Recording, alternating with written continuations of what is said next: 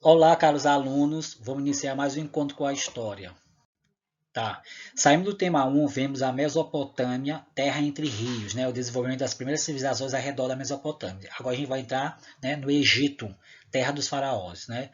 A partir daí a gente vai entender um pouco sobre esse Egito. Primeiro, a localização geográfica é importante. O Egito está situado no nordeste da África, em meio de dois imensos desertos, o deserto da Líbia e o deserto da Arábia. A partir daí, a gente vai ver agora o processo dessa grande civilização egípcia. A agricultura no Vale do Rio Nilo, que é importante a gente entender como foi essa agricultura. Os egípcios, eles dizem o seguinte, que o Rio Nilo para eles era uma dávila. Essa dávila por quê? O Rio Nilo corta o Egito do sul ao norte e onde vai desaguar o mar do mar Mediterrâneo. A partir daí, o mar Mediterrâneo é desaguado por conta dessa imensa, extensão que é cortada entre o sul e o norte do Egito. Beleza. Atualmente, em junho e a setembro, o rio Nilo transborda e vai regar a terra, tornando-se favorável à agricultura. Aí que a gente vai entender como é esse Vale do Rio Nilo e a agricultura. A partir de outubro, inicia-se o período de semeadura, que se prolonga até mais ou menos fevereiro, que vai favorecer o quê? A colheita. Então, esse favorecimento da colheita ocorre entre abril e junho. Por isso que o Egito coloca que o rio Nilo é uma dávila, é muito importante para o desenvolvimento da civilização, foi muito importante para o desenvolvimento da civilização egípcia.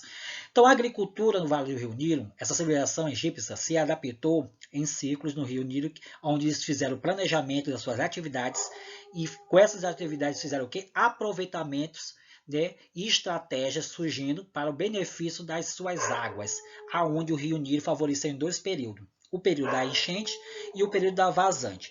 O período da enchente, onde foi os camponeses, na maioria da sua população, colaboradores, que eram convocados para trabalhar na construção de templos, pirâmides, canais de irrigação e represas e fortalezas. Sabemos que os egípcios desenvolveram um sistema de irrigação complexo que levaria as águas do rio Nilo por meio de canais de irrigação criados por eles até os campos. Esses lavradores, esses colaboradores, trabalhadores egípcios, utilizaram muito para fazer esse tratamento do solo que não era fértil, a questão do arado puxado por animais para resolver a terra ladosa, ou seja, aquela terra que não era imprópria para a plantação das primeiras culturas. No outro período, tivemos o período da vazante, que os camponeses semeavam as terras fertilizadas pelos humus, que é o nome que eles davam, essas terras fertilizadas pelos humus. Esses humus, como era feito? Nas propriedades das elites e os camponeses, cultivava trigo, cevada, ervilha, letinha, verduras, frutas e também fazia linha e tinha também como proteger a lavoura de ladrões e pragas. Eles também criavam porcos, carneiros, bois e gansos e patos, animais domésticos para a sobrevivência e para o seu alimento. Tudo isso, esses camponeses faziam isso nessas propriedades dessas elites, né, egípcias.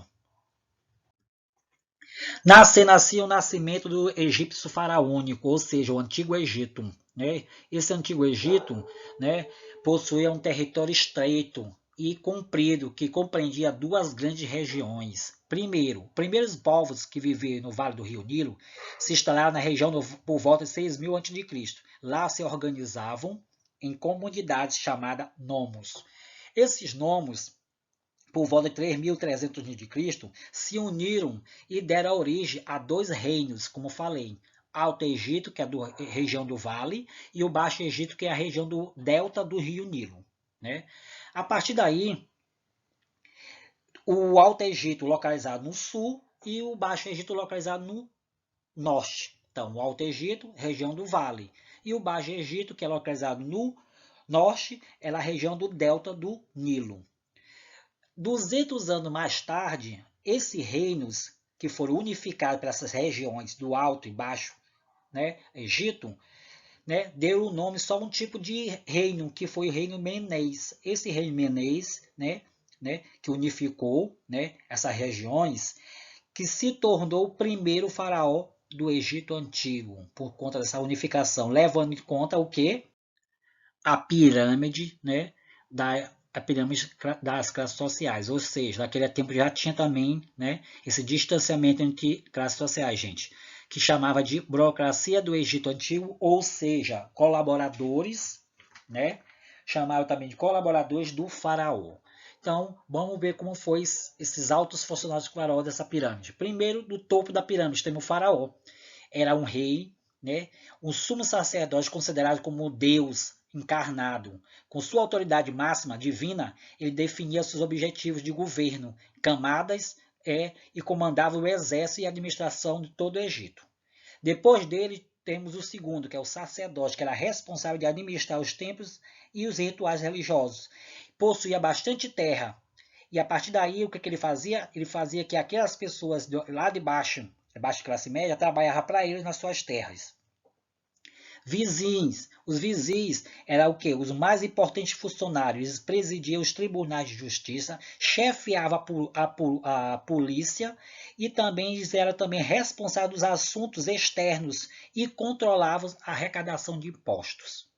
Por último, os escribas. Escribas nada mais, nada menos que eram os redatores oficiais do Egito. Esses redatores, né, que escreviam, eles registravam os impostos arrecadados e fazia também o censo da população. Vocês sabem que o censo é a quantidade de pessoas que habitam naquela região.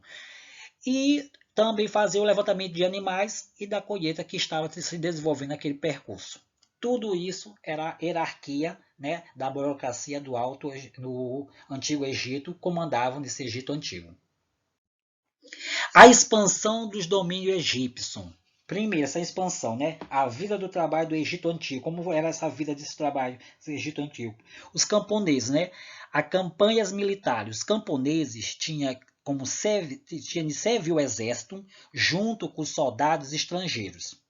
A partir daí, esses oficiais vinham de camadas sociais de mais abstrata possível, formando assim duas esferas. Primeiro, a gente vai ver a obtenção dos escravos.